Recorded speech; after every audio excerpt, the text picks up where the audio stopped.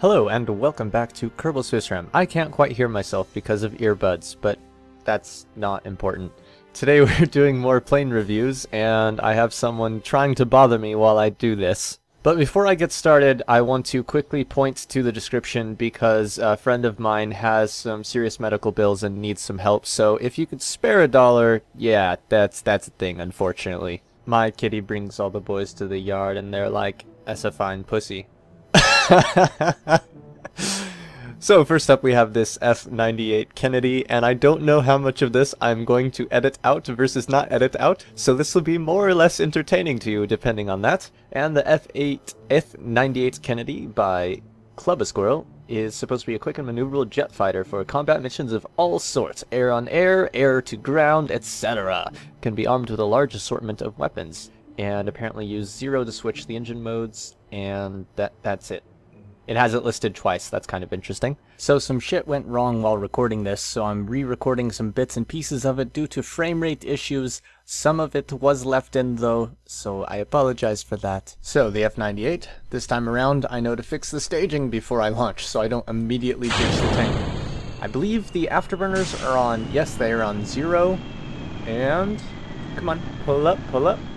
And the thing this thing immediately makes me think of is an F15. It has pretty good performance, as you can see there. I'm gonna not crash into the ground or into the SPH immediately. There you go. You can see it can do fairly good rolls, fairly good super maneuverability, or at least yeah, fairly good super maneuverability. I know once we get it up to speed a bit more, it can do things a little bit crazier than that. Let's go ahead and ditch the extra fuel tank and flip it around back on itself, so you can see it can do that. It can roll quite well. The only real problem I see with it is the fact that if I pull up the aerodynamic forces here, you should be able to see, let me get it lined up right. Come on, there we go. So you can see that there is forces being pulled on each side of the vertical stabilizers, which is essentially because the vertical stabilizers are lined up perfectly with what they're on rather than with the airstream, so there is a bit of extra force and drag involved there. Also, this thing, as you can see, can go quite fast, even without the afterburners on. I also have to ask, are the engines pointing slightly inwards? Because you're losing a tiny, tiny bit of thrust there as well. If they are, not too much to be concerned about.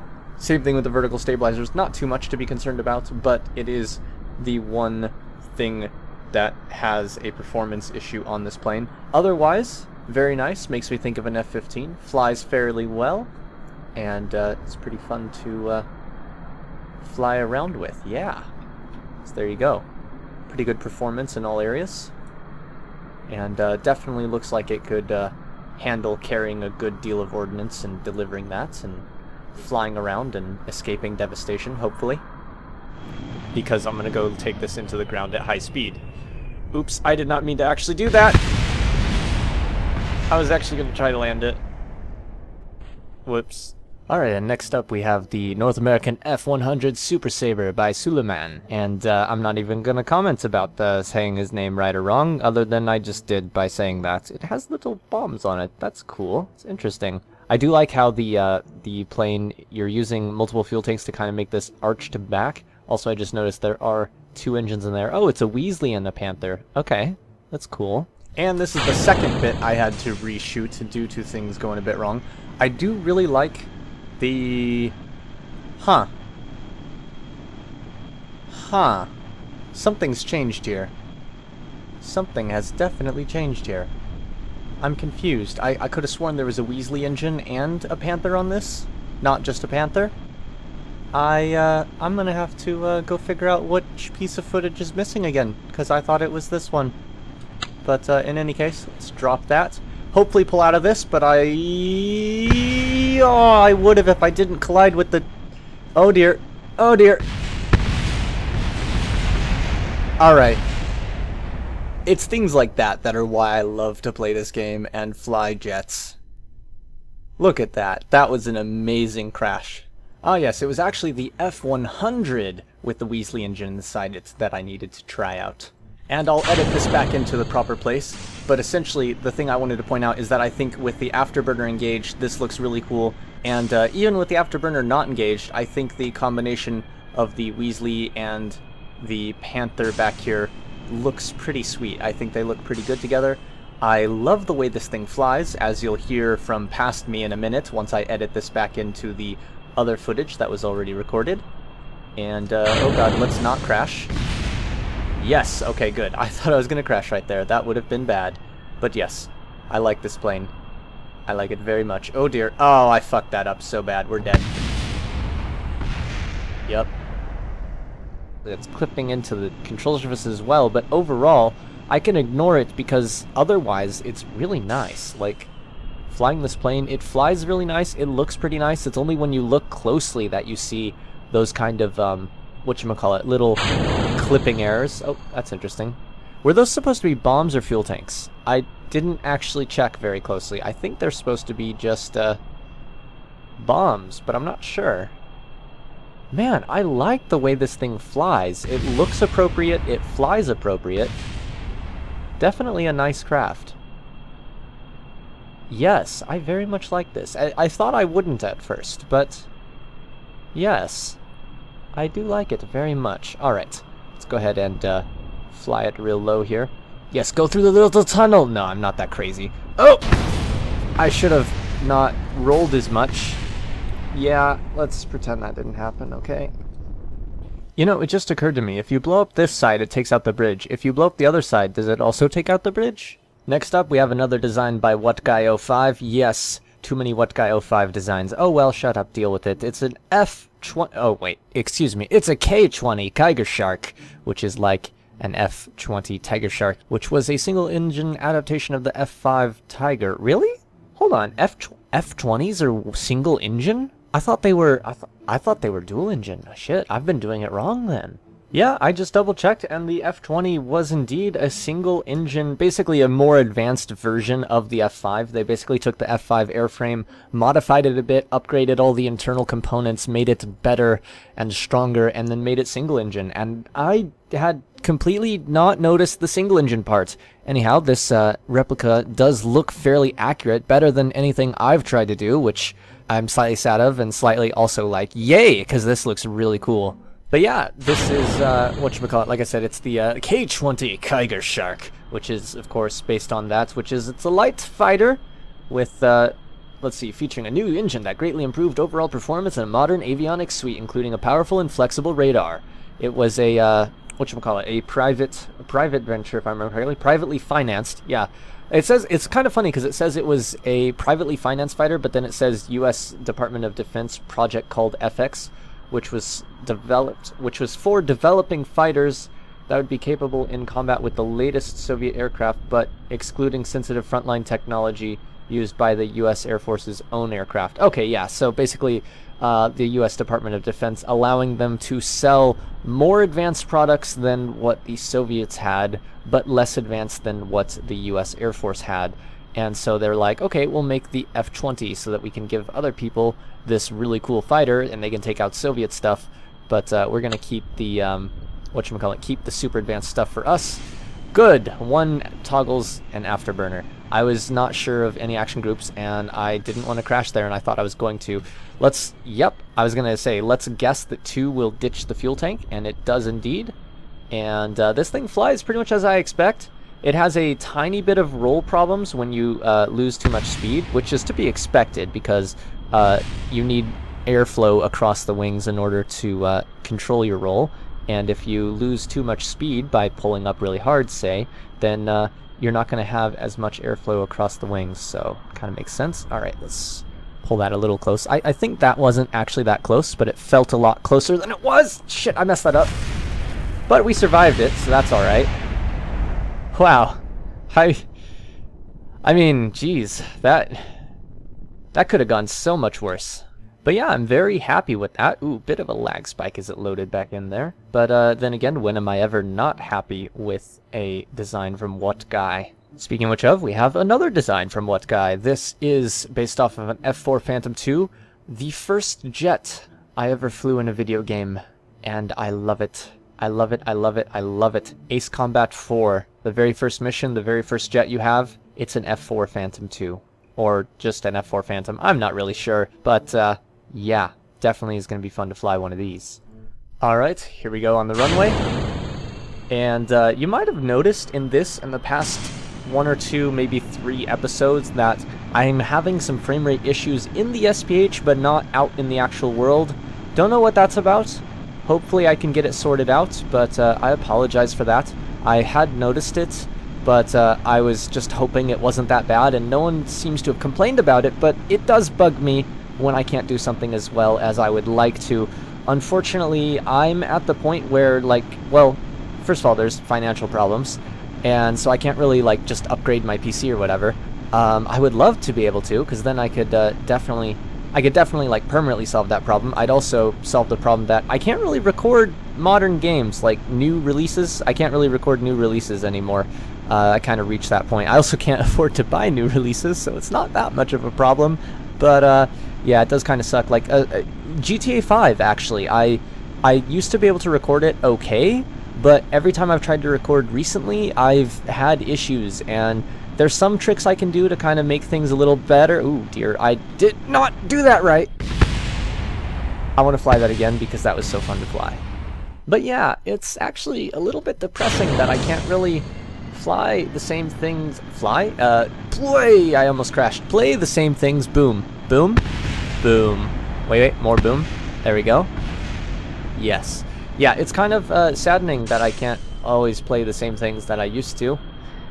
And yeah, so that's the thing. I just thought I'd let you know about that. Oh, look at that. Beautiful. Watch our shadow. Watch our shadow. And unfortunately, I went in a direction that made it so we couldn't look at the shadow anymore, and I messed that up again. However, we died. I was going to say, however, we survived. But, yeah, I fucked that up. I'm going to fly it one more time. I just really, really love the Phantom, the F2? No, F4 Phantom. So I want to keep flying it, because look at that. Look at that. Smooth takeoff, smooth roll response, quick performance. Yep, see? Bit of an inverse turn there. Inverted, whatchamacallit? Inverted, you know, pushing down on the stick rather than pulling up. Inverted flight. I mean, flying upside down, that's inverted flight, but there's some other term for specifically what I meant there, and I can't think what it is. But it's definitely... Oh, look at that. Look at the shadow. Beautiful. Beautiful. Look at that. Look at the shadow. Okay, let's not crash. Pushing down on the stick, always bad for your health. Look at that. Beautiful. I like it. I like it very much. It is very fun to fly. And it has great acceleration, of course. Why wouldn't it, with 2 Panther engines on the back? And it's a relatively small... Yeah, it's a relatively small plane. Not that small, but also it looks like he did have many of these fuel tanks empty on it, because I just noticed that our fuel level is extremely low, and there's no way we've burned that much fuel in just a little bit we started with, so it definitely started with lower fuel than it normally would. I think literally it's just these back to engine pre-coolers that had any fuel in them, and every other fuel tank on this thing is empty, which you should probably use structural fuselage if you're going to do that. However, I imagine he did the same thing I tend to do, which is you build it with fuel tanks, and then you realize it's too heavy, and so you start emptying fuel, and by that point it's already built, and it's just easier to ditch the fuel than it is to rebuild entirely. And unfortunately that means your fuel gauge kind of isn't that accurate, but oh well, it's something you have to deal with, and I was kind of concerned I was going to crash just then, but I didn't, so it's all good. Watch this, nose down, real low to the ground, dropping altitude, gaining a little. Okay, yeah, I was trying to get dramatically low, but without actually crashing. So, all right, yes, beautiful. I very much love flying this around the not SPH, well SPH, but the whole KSC. Very fun.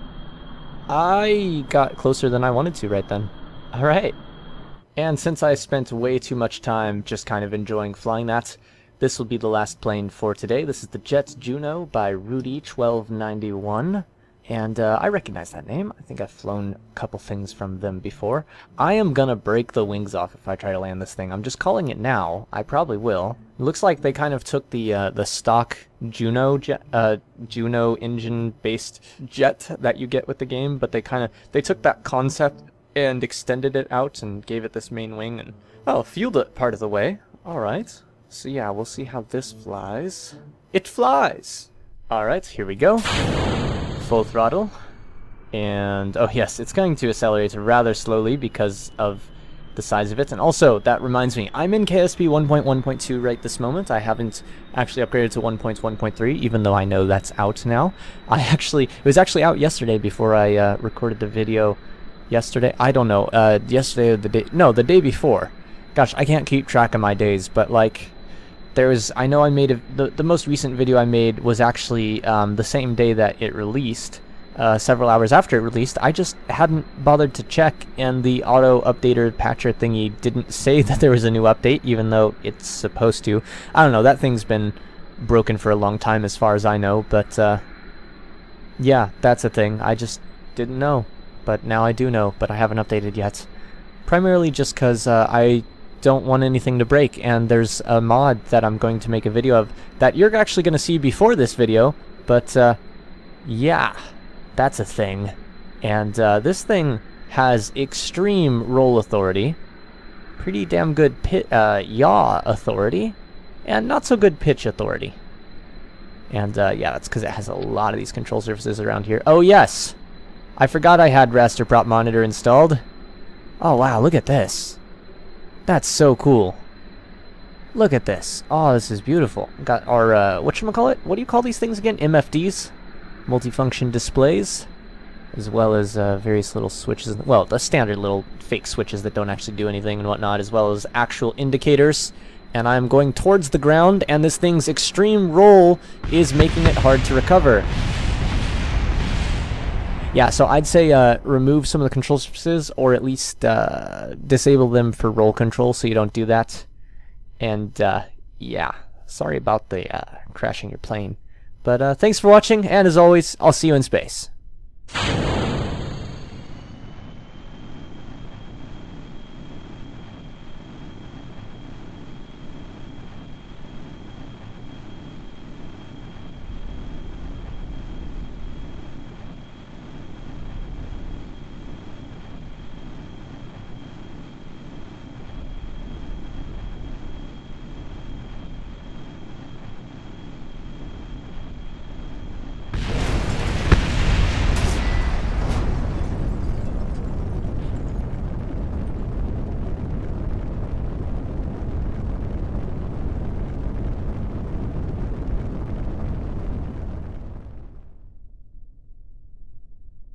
Well, it's certainly not what I meant to do.